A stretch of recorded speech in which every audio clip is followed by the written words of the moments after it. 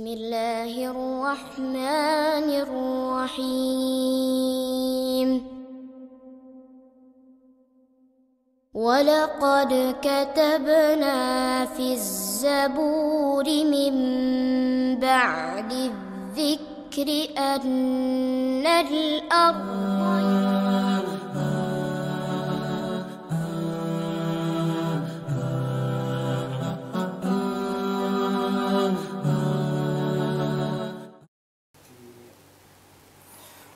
Bismillah, alhamdulillah, wassalatu wassalamu ala rasulillah, amma ba'du. Assalamualaikum warahmatullahi wabarakatuh. Sahabat Wahdah, pemirsa Wahdah TV dimanapun Anda berada, semoga Allah subhanahu wa ta'ala senantiasa melimpahkan rahmatnya kepada kita semua, memberkahi rezeki kita dan memudahkan urusan kita.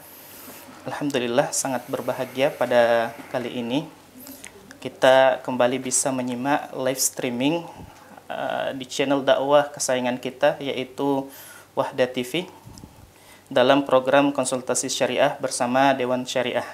Nah, kali ini Anda bisa berkonsultasi seputar keluarga dan ukhuwah, dan alhamdulillah telah hadir bersama kita narasumber dari Komisi Usrah Dewan Syariah Wahdah Islamiyah, Ustadz kita Ustadz Marzuki Umar hafizahullah ta'ala. Kita sahabat terlebih dahulu. Assalamualaikum Ustadz. Assalamualaikum. Kaifa halukum? Alhamdulillah, khair. Antum gimana kabar Ustaz Fadli? Alhamdulillah Ustaz, keluarga baik semuanya Ustaz. Alhamdulillah. Ya, semoga Ustaz senantiasa dalam lindungan Allah Subhanahu wa taala.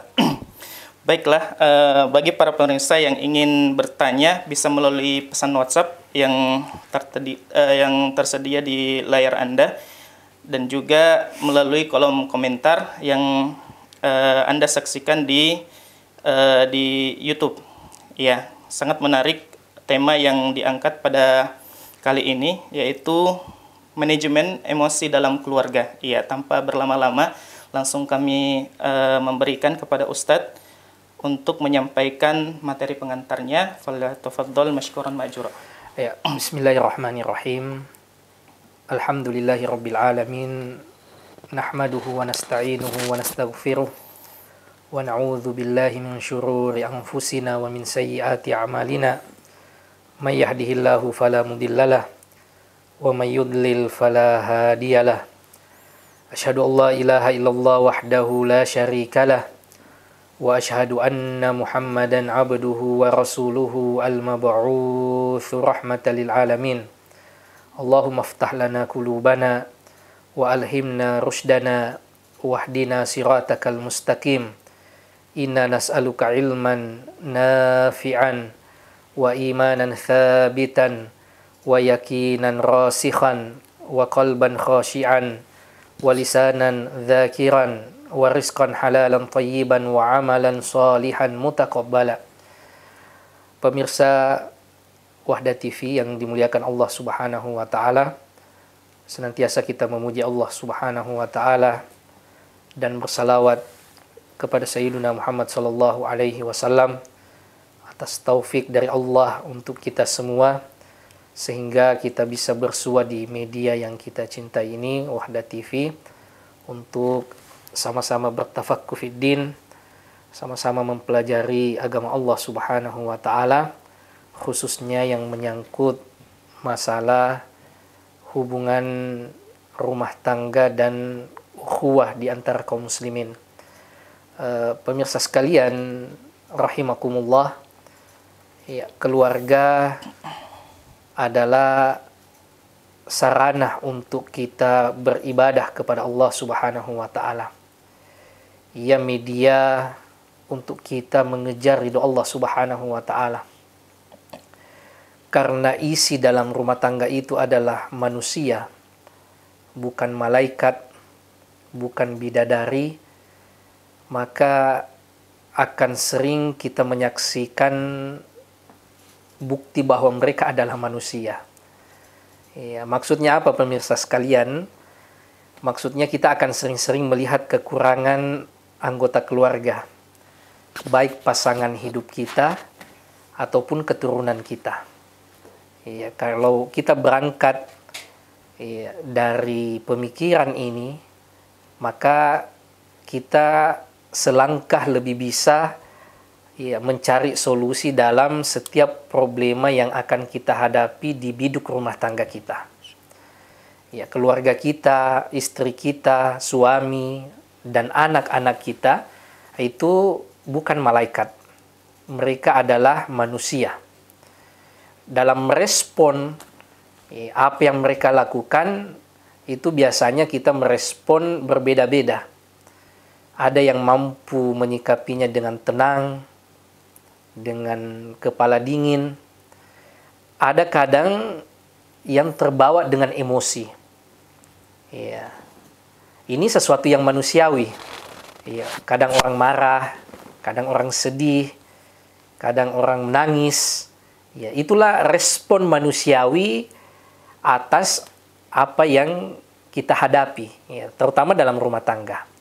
Karena dalam rumah tangga ini lingkaran paling dekat dalam kehidupan kita seharusnya. Ya, sebelum orang lain, lingkungan kerja, kemudian circle pertemanan, ya, circle yang paling dekat dengan kita itu adalah keluarga. Ya, kita sebelum memejamkan mata melihat mereka, bangun pun yang pertama kali kita lihat adalah anggota keluarga kita, ya, pasangan hidup kita, tentu saja. Pemirsa sekalian yang dimuliakan Allah Subhanahu wa Ta'ala, ya, karena pernikahan ini adalah ibadah yang panjang, bukan ibadah yang sehari dua hari, dan akan sering-sering kita melihat kekurangan-kekurangan di antara anggota keluarga kita, apakah itu istri dan anak. Makanya perlu kita belajar bagaimana mengontrol emosi kita, terutama marah kita. Ya, kalau sehari mungkin lebih simpel ya. Ya, hanya sehari ketemu, setelah itu berpisah, ya kita hanya dituntut untuk bersabar dan mengelola satu hari itu. Tapi kalau rumah tangga kan orang cita-citanya rumah tangga itu sehidup sesurga. Ya, bagaimana ia sama istrinya, sama keluarganya sampai ia wafat, bahkan ketemu lagi nanti di surga. Dan pasti akan sering-sering terjadi gesekan, terjadi perbedaan pendapat, terjadi perbedaan perspektif dan paradigma hidup. Ya, jangankan ya dengan istri, bahkan dengan diri kita saja, kadang kita berkonflik dengan diri kita sendiri. Ya, buktinya dengan ada keraguan mau lakukan ini atau mau lakukan itu. Itu artinya apa? Dengan diri kita sendiri saja kadang bingung untuk menentukan sikap, maka bagaimana lagi dengan orang lain? Nah, itu biasanya terjadi perbedaan. Ini di kamar apakah pakai AC atau pakai kipas angin? Ya, ini ruang tamu ditata seperti apa? Ini makan bagaimana dan seterusnya. Hal-hal yang simpel seperti itu saja, karena perbedaan latar belakang budaya, latar belakang keluarga, latar belakang pendidikan, latar belakang status sosial, itu bisa berdampak nanti pada perbedaan dalam memandang keputusan dalam rumah tangga. Iya. Dan itu kalau tidak di-manage dengan baik, itu bisa berdampak pada dampak yang sangat fatal. Ya, ada seorang ulama yang pekerjaannya puluhan tahun itu sebagai qadhi hakim, namanya Syekh Ali Tontowi. Ya, beliau menyebutkan, ya, puluhan tahun saya menjadi hakim, ya, kebanyakan perceraian itu terjadi karena masalah-masalah kecil. Istri yang tidak bisa mengontrol ucapannya, lalu kemudian suami yang marah membabi buta. Nah, ini awalnya masalah kecil, ya, dan begitu realitanya. Ya, jangankan masalah suami istri, dengan yang di luar pun kadang hanya ketersinggungan sedikit, masalah yang sebenarnya mungkin bisa dikomunikasikan dengan baik, tapi karena setan sudah ikut campur lewat marah yang kita lakukan, akhirnya belakang baru kita menyesal kadang, loh kok saya sampai bercerai, loh kok sampai sudah di pengadilan agama, sudah di meja hijau. Iya, loh kok anak saya ternyata sudah harus berpisah, sebagian ikut sama bapaknya mungkin, atau sebagian ikut di ibunya. Padahal awalnya hanya masalah-masalah yang sepele. Iya, itu yang dikatakan oleh Syekh Ali Tontowi, pengalamannya sebagai seorang qadhi, sebagai seorang hakim, itu kebanyakan masalah-masalah sepele yang direspon dengan marah yang berlebih-lebihan. Iya, dengan ekspresi emosi yang berlebih-lebihan. Ya, merespon satu kesalahan, menunjukkan ekspresi kita akan ketidaksetujuan pada sesuatu. Ini sesuatu yang manusiawi. Tapi bagaimana kita dudukkan itu sebagai sesuatu yang proporsional.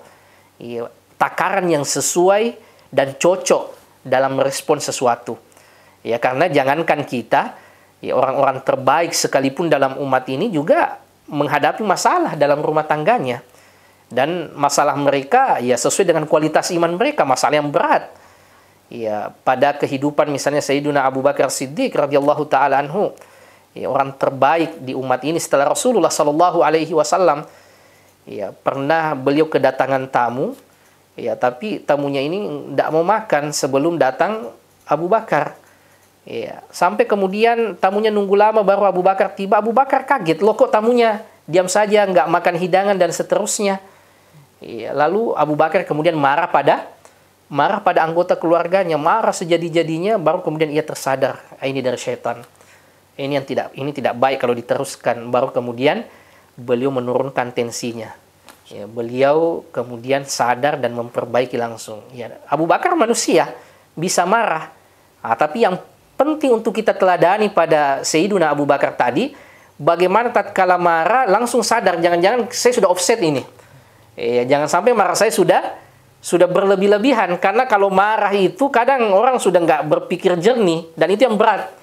Ya, kita perlu seperti Abu Bakar tadi. Ya, jangan marah itu diperturutkan sampai tidak ada jeda untuk kita berpikir apakah marah saya ini sudah offset berlebih-lebihan atau masih proporsional.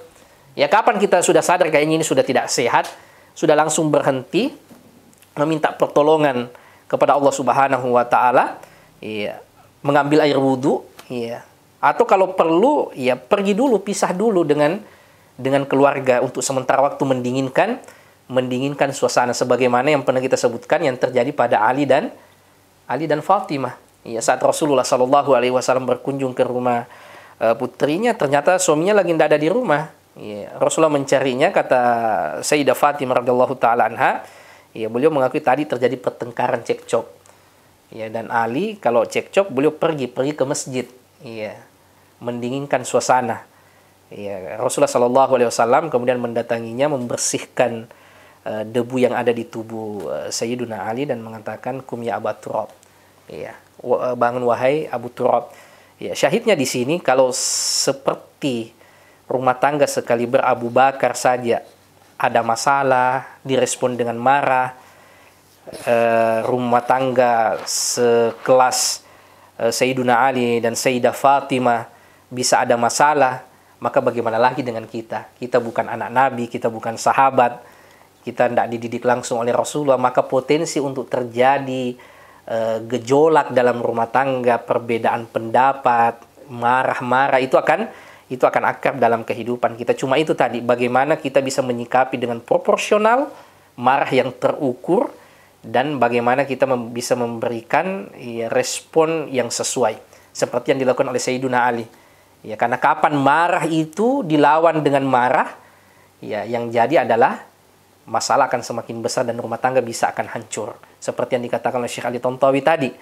Ya, masalah kecil direspon dengan besar, dengan berlebih-lebihan, akhirnya rumah tangga bisa hancur. Ada masanya kalau marah sudah diam, tidak usah komentar.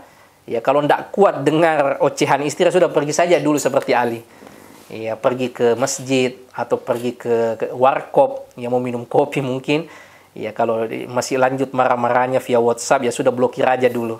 Ya, nanti dibuka setelah situasi agak tenang kayaknya ini.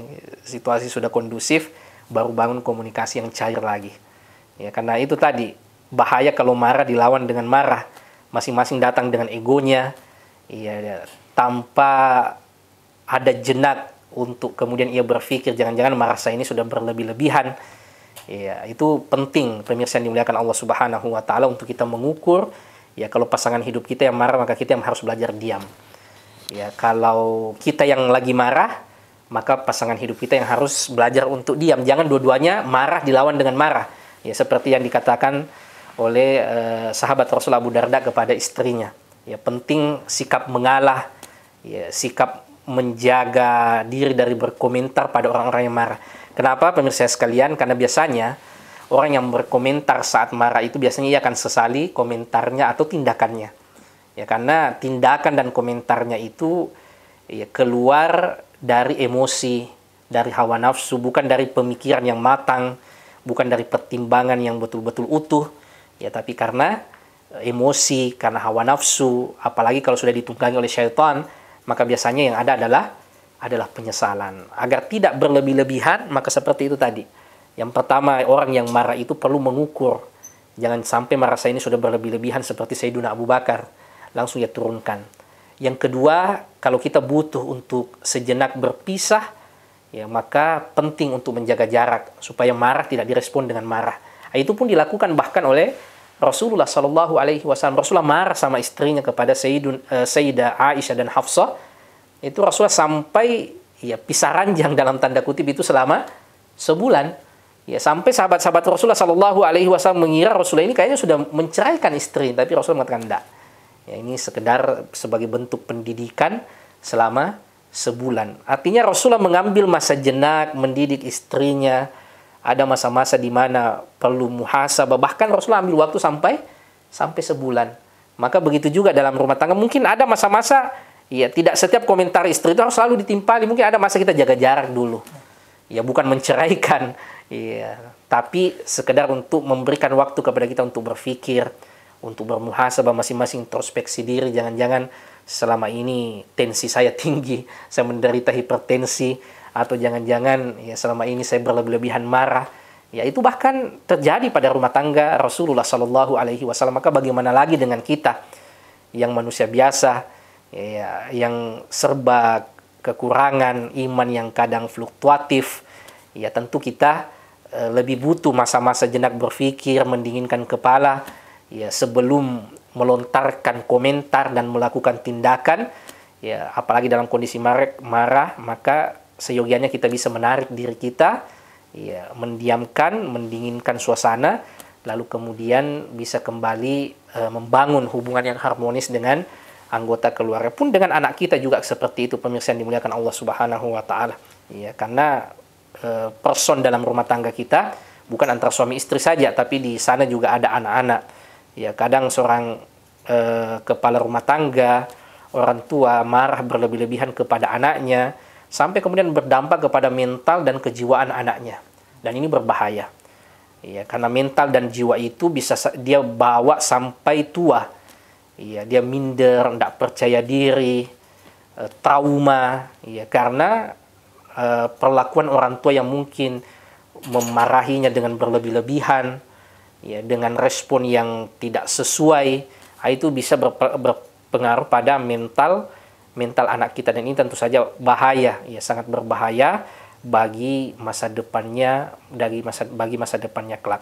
Tetapi marah yang terukur, marah yang proporsional, secukupnya, sewajarnya, maka itu sesuatu yang manusiawi. Ya, bukan sesuatu yang terlarang, bahkan itu pun terjadi pada Rasulullah Shallallahu Alaihi Wasallam. Rasulullah marah kadang kepada istrinya, apalagi kalau pelanggaran yang menyangkut masalah urusan akhirat. Rasulullah pernah marah kepada Sayyidah Aisyah radhiyallahu taala anha, ya, yang cemburu pada Sayyidah Sofiyah, ya, sampai kemudian Sayyidah Aisyah memberikan isyarat tentang fisik Sofiyah yang agak pendek. Ya, lalu Rasulullah marah pada istrinya dan mengatakan, laqad takallamti bi kalimatin law muzijat bima'il bahri lamazajathu. Wahai Aisyah, engkau melontarkan ucapan, kalau ucapanmu itu dicampur dengan air di lautan, maka air di lautan itu akan menjadi kotor gara-gara ucapanmu. Ini marahnya Rasulullah Shallallahu Alaihi Wasallam di tempatnya dan proporsional. Ya, marah ini penting untuk marah karena ini menyangkut masalah akhirat. Ya, orang menggibahi orang lain atau orang merendahkan orang lain. Ya, dan ini penting. Kalau kita marah, apakah marah kita ini berkualitas dalam tanda kutip? Ya, marah karena perkara akhirat. Jangan marah kita hanya urusan dunia selalu.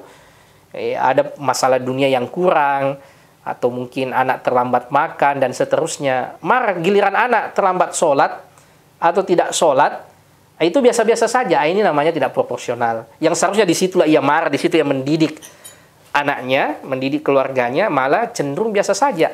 Pos di mana sebenarnya ia harus tasamu, ia harus lebih cair, masalah melambat makan mungkin atau banyak main, ia lebih bisa cair untuk hal-hal yang seperti itu. Justru kemudian ia marah-marah di situ. Maka ini juga penting, kapan kita marah, kapan kita merespon dengan emosi yang proporsional, dan kapan kita seharusnya lebih bisa cair merespon hal-hal yang sifatnya duniawi. Saya kira itu pengantar Ustadz seputar bagaimana kita mengelola emosi, karena semua kita ini memiliki emosi. Ya, emosi kita bisa mengarah pada kebaikan, ya, dan lebih banyaknya kadang pada sesuatu yang kita sesali.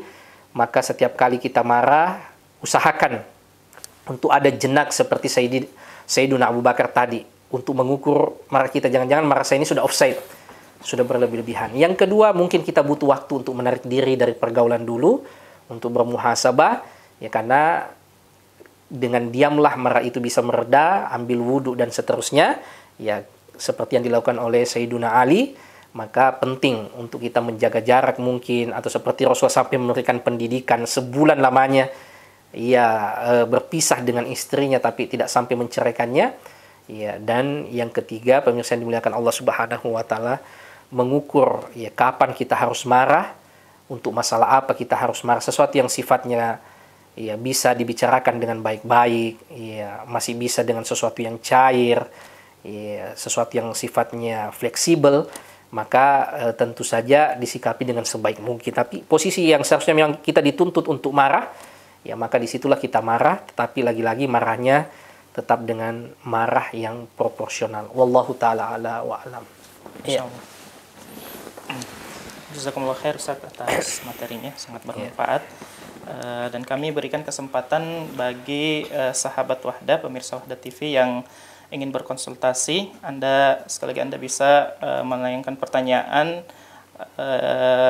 di nomor WhatsApp 0823 44 5116, dan juga pada kolom komentar yang Anda saksikan di YouTube.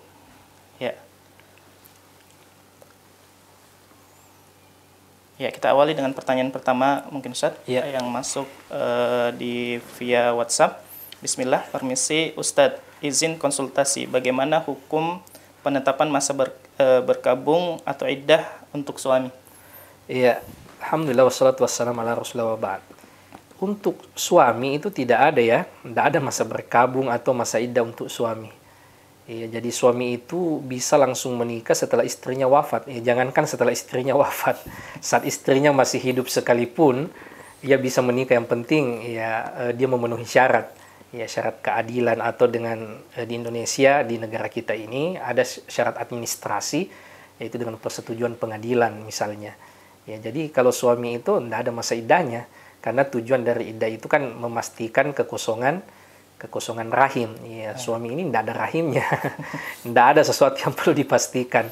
Ia bisa menikah sampai 4, ya, tidak usah menunggu sampai cerai sekalipun, sampai istrinya meninggal sekalipun, saat istrinya masih hidup sekalipun, ia tetap bisa juga menikah dengan wanita yang lain. Yang penting memenuhi syarat yang kita sebutkan tadi.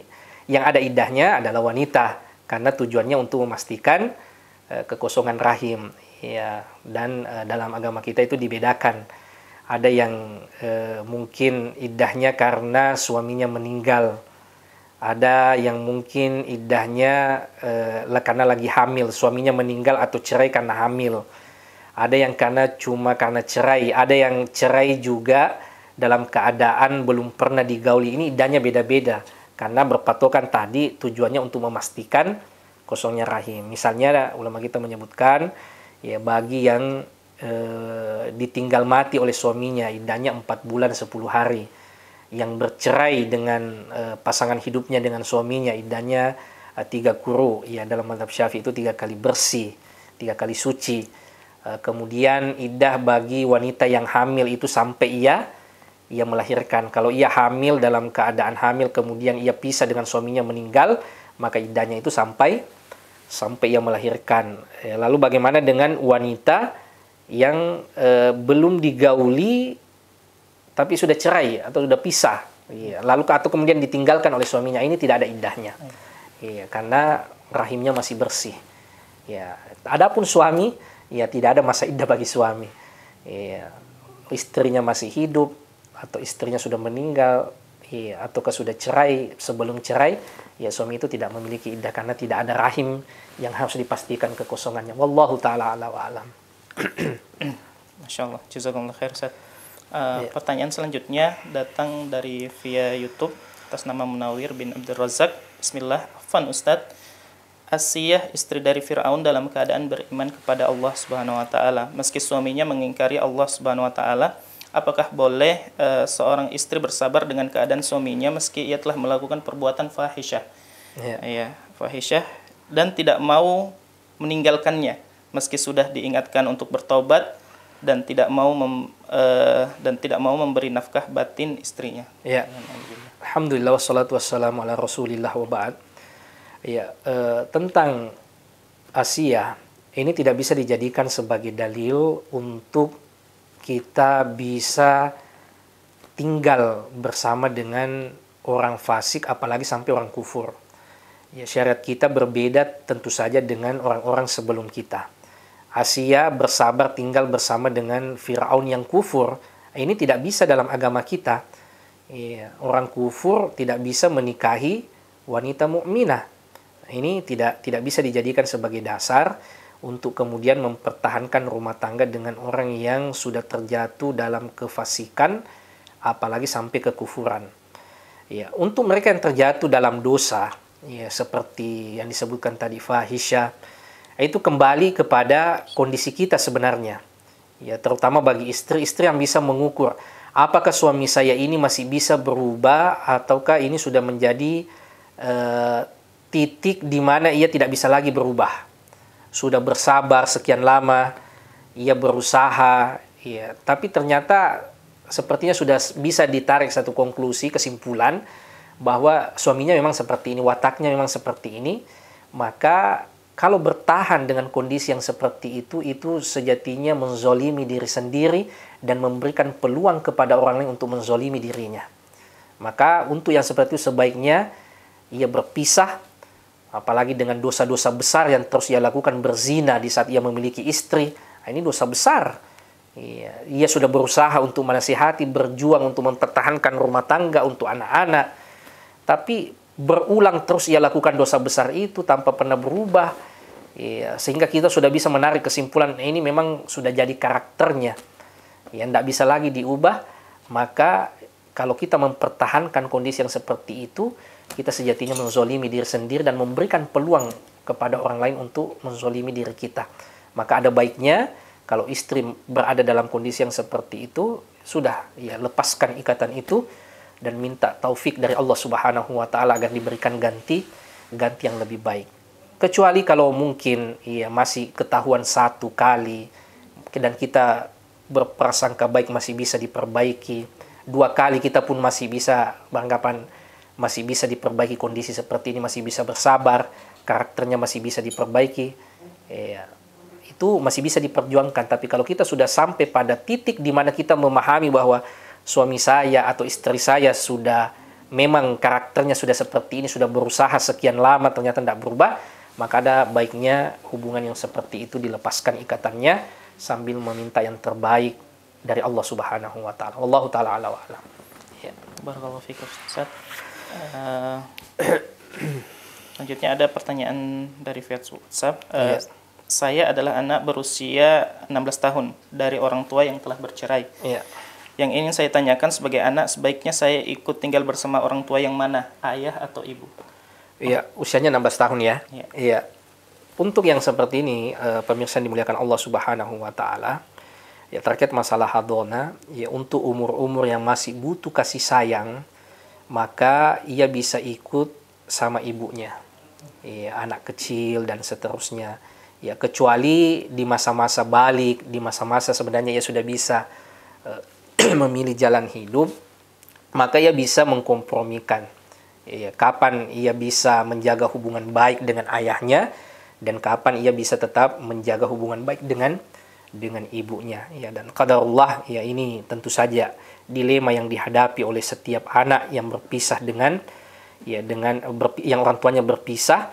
Ya, ini tentu saja ya jadi pertimbangan juga bagi para suami istri sebelum memilih untuk bercerai. Ya, lihat keadaan anak kita, jangan lagi-lagi kembali tadi ke materi awal kita, jangan karena emosi sesaat akhirnya anak yang jadi korban. Ya, tapi untuk anak ya kembali ya kepada kondisi maslahat, ya, yang mana yang lebih maslahat untuk ia ikut padanya. Kecuali tadi ada kondisi-kondisi tertentu masih kecil, ya butuh kasih sayang ibu yang lebih, maka ia ikut pada pada ibunya. Ya, selebihnya ia menimbang yang mana yang maslahat, yang mana lebih maslahat ia ikut pada ayah atau ibunya, dan tentu saja yang bersangkutan lebih memahami kondisinya dan yang lebih bisa menimbang yang mana yang lebih maslahat. Tapi hak ibu tentu saja lebih tinggi daripada hak ayah untuk kita berbuat baik kepadanya. Wallahu taala a'lam wa a'lam. Assalamualaikum. Pertanyaan selanjutnya Ustaz, datang dari via WhatsApp. Sungguh suamiku sangat marah sekali, dan istri meminta cerai darinya dan memaksa hal itu seraya menutup pintu dan mengatakan kepadanya, jangan keluar sampai Anda menceraikanku. Sehingga dia menceraikanku, sementara dia dalam kondisi marah. Jadi dua-duanya dalam kondisi marah, Ustaz. Ya. Padahal dalam dirinya tidak ada niatan menceraikanku. Ya. Dan saya sangat menyesal akan hal itu. Apakah telah jatuh perceraian? Ya, alhamdulillah wassalatu wassalamu ala rasulillah wa ba'd. Ya. Kondisi talak dalam keadaan marah itu jatuh. Ya. Meskipun tidak ada niat untuk menceraikan, ya, kalau lafadznya itu sharih. Ya, lafadz ucapan cerai itu kan ada yang sharih jelas, ada yang kinayah, masih ada kemungkinan makna kedua. Ya, kalau yang jelas, ya, saya ceraikan engkau, ya, saya talak engkau. Ya, ini kan lafadz yang jelas. Ini tidak membutuhkan, tidak perlu lagi diverifikasi apa niatnya. Ya, apa karena marah dan seterusnya. Ya, kecuali beberapa ulama menyebutkan marah yang sampai tidak sadar apa yang ia ucapkan. Ya, itu sebagian ulama tidak menganggap jatuh. Ya, tapi sebagian yang lain tetap menganggap jatuh. Ya, ucapan itu keluar ya karena reaksi dari otak yang memang memahami apa yang akan ia ucapkan. Namun secara umum ya kita menerima perkataan ulama yang jatuhnya talak dalam keadaan ia marah, ia mengucapkan dalam keadaan marah. Dan kalau lafadznya sharih, ucapannya itu sharih, ya itu tidak membutuhkan, tidak perlu lagi diverifikasi ya, apa niatnya, kecuali kinayah. Ya, pergilah dulu ke rumah ibumu. Nah, ini kan apa maksudnya? Apakah menceraikan ya, atau gimana? Ya. Ini masih ada kemungkinan, atau kata-kata lain yang mungkin ada kemungkinan kedua, bukan betul-betul ya mutlak maknanya itu adalah perceraian. Maka ini perlu ditanya apa niatnya tadi. Dan ini juga nasihat bagi kami pribadi dan kepada pemirsa sekalian, terutama yang memiliki hak talak yaitu para suami. Ya lagi-lagi kembali lagi tadi ke manajemen emosi. Ya jangan sedikit-sedikit emosi ucapkan kata cerai, atau istri emosi, kita juga emosi, akhirnya kita memperturutkan keinginannya untuk menjatuhkan talak. Ya, hak talak ini diberikan kepada suami karena dipandang suami itu bisa berpikir lebih matang, ya, lebih rasional, tidak terbawa dengan emosi. Ya, maka jangan justru suami itu yang seperti wanita. Ya, justru terbawa oleh perasaan sedikit-sedikit saja, ya ia langsung mengucapkan kata-kata cerai. Tidak ada berpikir kepala dingin, tidak pernah berpikir secara rasional, selalu terbawa dengan perasaan. Ini kan biasanya wanita yang seperti ini. Maka seharusnya suami itu bisa lebih rasional, ya lebih bisa mempertimbangkan baik dan buruknya sesuatu sebelum mengucapkan, apalagi sampai ucapan cerai atau ucapan talak. Ya, lagi-lagi kembali ke materi tadi, manajemen emosi, dan ini paling dibutuhkan oleh suami. Ya, karena hak talak dan hak cerai itu ada di suami, yang bercandanya sekalipun itu bisa jatuh perceraian itu. Apalagi memang kalau diucapkan dalam keadaan marah, sadar apa yang diucapkan, itu ya tentu saja sesuatu yang bisa disesali di kemudian hari. Maka lagi-lagi penting untuk kita mengevaluasi diri kita, ya, menjaga batasan marah tadi itu, ya jangan sampai kita sampai offside. Ya, wallahu taala a'lam. Ya, barakallahu fiik. Berarti Ustaz, untuk lafaz kinayah ini ditanyakan dulu maksudnya. Ya, kalau kinayah ditanyakan dulu maksud suami apa tadi, maksudnya ia mengucapkan itu. Kalau bukan maksud saya mencerai, berarti talak tidak jatuh. Ya, karena biasa Ustaz ada pertanyaan, istri yang memancing suaminya untuk mengatakan hal tersebut. Iya, betul. Dia bilang, ceraikan saya, pisah. Saya mau pisah. Terus suaminya mengatakan, silakan kau pulang ke rumahnya orang tuamu. Iya. Itu masih kinayah itu. Masih kinayah. Oh. Ya, pulang ke rumah orang tuamu itu masih kinayah. Kecuali silakan cerai, ya saya ceraikan kamu, itu sudah sharih. Ya saya talak kamu, itu sudah sharih. Tidak ada kemungkinan arti yang yang lain. Kalau silakan ke rumah tamu, ke rumah tamu dulu pikir-pikir, nanti kita bicarakan baik-baik lagi, kita pisah dulu sementara waktu. Itu kan bisa bermakna seperti itu. Artinya tidak ada makna tunggal. Iya, kalau dalam hukum Islam itu perkara dilalah, bukan qat'iyud dilalah. Iya, tapi masih ada zunun, masih ada sangka-sangka, kayaknya maksudnya ini, kayaknya maksudnya sana. Itu masih harus dikonfirmasi dulu apa maksudnya tadi. Tapi kalau sudah sharih jelas, iya, tidak ada lagi makna kedua, saya ceraikan kamu, itu kan tidak ada makna kedua. Ya, kan tidak ada cerai sementara waktu. Ya, atau cerai pergi dulu minum kopi misalnya, tidak ada. Cerai ya cerai jelas maksudnya, saya talak kamu, itu kan jelas. Ya, tidak ada makna kedua. Ya, seperti itu, wallahu a'lam. Masya Allah, assalamualaikum Ustaz. Mungkin ini pertanyaan terakhir Ustaz. Ya. Saya hamba Allah dari Jatim, saya mau bertanya. Hari ini saya minta tolong suami untuk memotongkan rambut saya. Dan saya bilang ini terlalu pendek. Tapi suami jawab, tidak kok, bagus. Seperti ibu rambutnya. Mungkin maksudnya seperti rambut ibunya yang modelnya juga sama pendek. Kemudian saya baru sadar ada istilah zihar. Saya memberitahu suami tidak tahu apa itu zihar. Apakah perkataan suami tadi termasuk zihar atau tidak? Ya. Zihar ini, pemirsa yang dimuliakan Allah Subhanahu wa taala, ini dulu kebiasaan orang-orang jahiliyah. Ya, kalau mereka ingin menghalangi dirinya untuk menggauli pasangannya atau menjaga jarak dengan pasangannya, tidak ingin menggauli lagi pasangannya, maka ia melakukan zihar. Ia mengatakan, engkau ini, tubuhmu ini seperti punggung ibuku. Ya. Maksudnya apa? Maksudnya ya, engkau ini sesuatu yang tidak boleh saya sentuh lagi. Ya, karena istri itu kan sejatinya ya tubuhnya itu halal untuk disentuh dan seterusnya.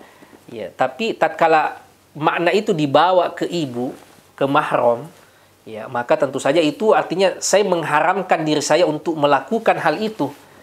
Ya, itu sebenarnya dasarnya. Makanya ulama kita seperti Syekh Wahbaz Zuhaili itu juga sama dengan talak.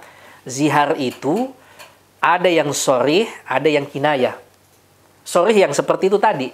Iya, jelas kata punggungnya, tubuhmu ini seperti punggung ibuku. Engkau seluruhnya ya seperti tubuh ibuku. Itu sharih. Tapi seperti masalah rambut, ya, karena kan kadang orang memuji jari, kemudian hidung, ya, mancung dan sebenarnya bukan maksudnya untuk mengharamkan diri, ya, tapi hanya memuji anggota tubuh tertentu, ya, dan biasa ia asosiasikan dengan orang lain. Maka ini ya dikonfirmasi apa maksudnya ia mengatakan seperti itu. Ya, dan biasanya orang itu hanya memuji, bukan bermaksud untuk mengharamkan dirinya. Untuk yang dikatakan tadi, wallahu ta'ala alam, ya bisa ditanyakan apa maksudnya tadi, apakah sekedar memuji rambut atau kami yang bermaksud untuk zihar. Kalau hanya sekedar memuji rambut maka bukan zihar. Wallahu alam. Ya. Saya kira mungkin cukup ya. Ya. Ustaz, jazakumullah khair Ustaz atas materinya, semoga jadi pemberat amal timbangan kebajikan Ustaz di Yaumul Mizan. Ya, cukup sekian pemirsa Wahda TV yang sama berbahagia. Tentunya sebenarnya kita masih mau berlama-lama bersama Ustaz. Tapi insya Allah karena dibatasi oleh waktu, mudah-mudahan Allah Subhanahu wa taala mempertemukan kita di lain waktu. Ada wassallallahu ala nabiyina Muhammad wa akhiru da'wana alhamdulillahi rabbil alamin. Assalamualaikum warahmatullahi wabarakatuh. Waalaikumsalam warahmatullahi wabarakatuh.